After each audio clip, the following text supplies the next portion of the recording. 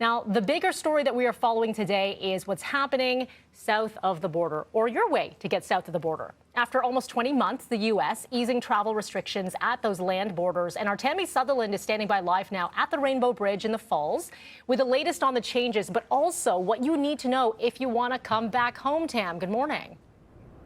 Good morning, Mel. So that's right. In the last hour or so, we're seeing traffic pick up here at the Rainbow Bridge. Still virtually no delay to cross over into the U.S. at this point.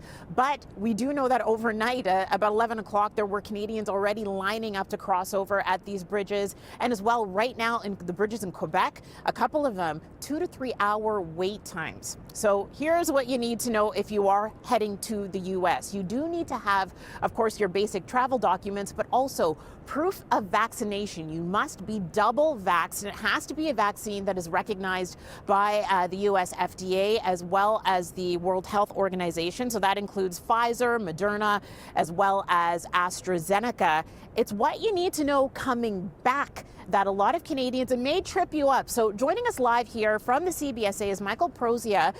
You are going to give us some details about what we need to know as Canadians. If you do cross over the border, how do you get back home? The PCR test is a big one. PCR test is a big one, and I think the most important thing to note is that while the regulations for the U.S. have changed today, the Canadian regulations remain the same as they were. So for a Canadian returning home, you're going to need your travel documents, as you mentioned, and individuals are going to need to make a digital submission using the ArriveCan mobile application. So you can get that in the Google or iOS stores, as well as there's a web portal. So individuals are going to have to submit their information in advance of traveling, which will contain health screening questions. They will upload their proof of vaccination, and they will need to do all of that in advance of arriving to the border. And then our officers here will have that information readily available when they return to expedite that crossing. You mentioned the PCR test, so individuals are going to require a pre-arrival molecular test, or PCR test, taken 72 hours before returning to Canada. So if it's a long trip in the US, you can get that test done in the United States. If you're doing a day trip heading into the US, you can have that test completed in Canada as long as it's within that 72-hour window.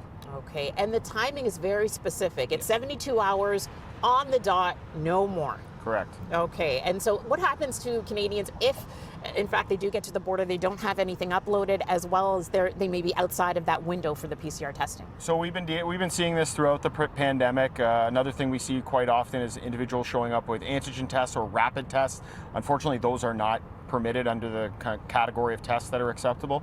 In that type of an instance, we actually make a referral to our colleagues at the Public Health Agency of Canada. We have them on site at all of our ports of entry here in Southern Ontario, so we will make that referral to them. It's actually their jurisdiction to follow up on those types of things, so we will refer it to them to make any determination with regards to warnings or fines that may be issued, whatever the case may be. Will those Canadians be allowed to cross the border at all, or will they be sent back? Canadians will always have the right to enter Canada, so they will enter Canada regardless. They won't be sent back.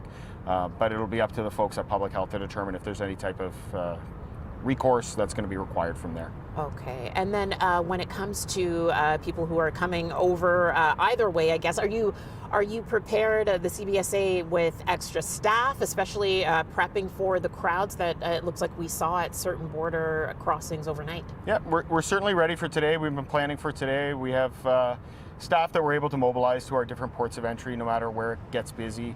I would encourage people to look at our website, which is cbsa.gc.ca.